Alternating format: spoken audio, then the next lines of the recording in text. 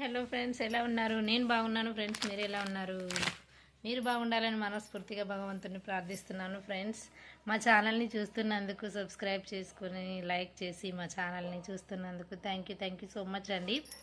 నిజంగా thanks lot అండి. ఇంత బాగా సపోర్ట్ చేస్తారని నేను అస్సలు అనుకోలేదు. చాలా బాగా సపోర్ట్ చేస్తున్నారు. Thank you. సంక్రాంతి పండగ వస్తుంది కదా ఫ్రెండ్స్. ఇప్పుడు కైట్స్ అనేటివి ఎగిరేయడం జరుగుతుంది అందరి ఇళ్ళలో. పిల్లల్ని జాగ్రత్తగా చూసుకోండి. ఫస్ట్ ఆఫ్ ఆల్ పిల్లలైనా సరే వాళ్ళు బిల్డింగ్ మీదకి ఎక్కి ఇలా కైట్స్ ఎగిరేయడం జరుగుతుంది కదా, అందుకని పిల్లల్ని జాగ్రత్తగా చూడండి ఫ్రెండ్స్, ఓకేనా? పిల్లల్ని మాత్రం అస్సలు మర్చిపోవద్దు. బిల్డింగ్ మీద ఉంటారు కాబట్టి చాలా జాగ్రత్తగా ఉండాలి. మళ్ళీ వచ్చేసి ఇప్పుడు రోడ్ల మీద వెళ్ళే వాళ్ళు కూడా చాలా జాగ్రత్తగా చూసుకొని వెళ్ళండి. మాంజాలు అనేటివి వేలాడుతూ ఉంటాయి, అవి గొంతుకు తగులుతాయనండి. గొంతుకు తగిలితే ఏదైనా జరగవచ్చు, ప్రాణం కూడా పోతుందండి ఫ్రెండ్స్.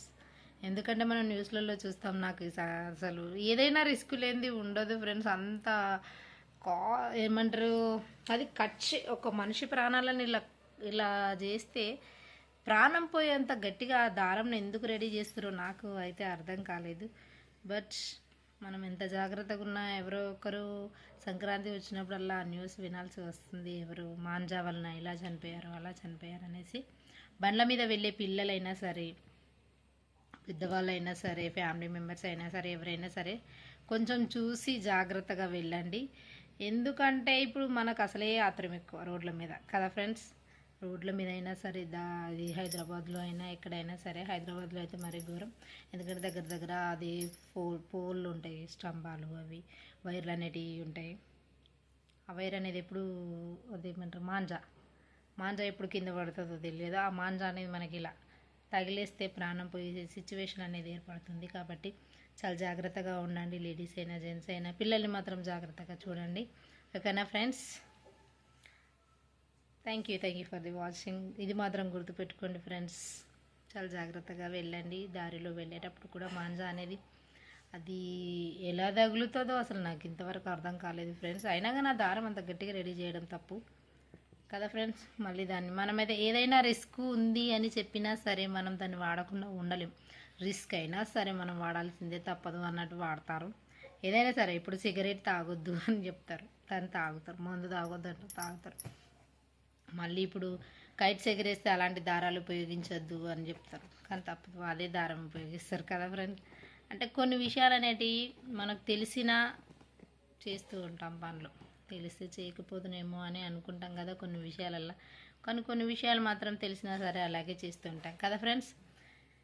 చూడండి, జాగ్రత్త వహించండి ప్లీజ్. మాంజా వలన ప్రాణాలు పోయే సిచ్యువేషన్ ఏర్పడుతుంది. మీరు ఎగిరేసిన వాళ్ళు కూడా మాంజాని అది ఎక్కడైనా పడిపోతే కూడా ఎక్కడైనా దాన్ని మంచిగా చుట్టేసుకొని మీది మీరు పెట్టేసుకొని మీకు వచ్చినంత వరకు చుట్టేసుకొని అక్కడికి కట్ చేయండి, సరిపోతుంది. మీరు అలాగే వదిలేస్తే బాగోదు కదా ఫ్రెండ్స్. ఎదుటి వాళ్ళకి నష్టం అనేది జరుగుతుంది కదా ఫ్రెండ్స్. జాగ్రత్తగా ఎగిరేసే వాళ్ళు కూడా జాగ్రత్తగా ఎగిరేయండి ఫ్రెండ్స్. ఆ కైట్ కోసం అని ఆ కైట్ వెనకాల పరిగెత్తడం. కొంతమంది బిల్డింగ్లకి ఏమంటారు అంటే గోడ సైడ్ వాళ్ళు ఉండకున్నా సరే తాను ఏం చేస్తారంటే వాళ్ళు అలాగే ఎగిరేసుకుంటూ అదే దాని ధ్యాసలనే ఉంటారు అనమాట, కైట్ ధ్యాసలో.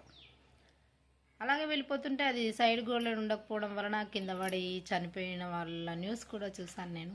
ప్లీజ్ ఫ్రెండ్స్, దయచేసి అలా చేయొద్దండి, ఓకేనా friends? Thank you for the watching.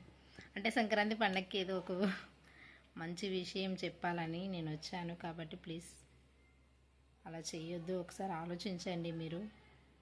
Building ఎక్కినా సరే కూడా లేనివి ప్లస్ కైట్ ఎగిరేసేటప్పుడు జాగ్రత్తలు వహించండి కంపల్సరీ, ఓకేనా friends? Thank you for the watching. Bye.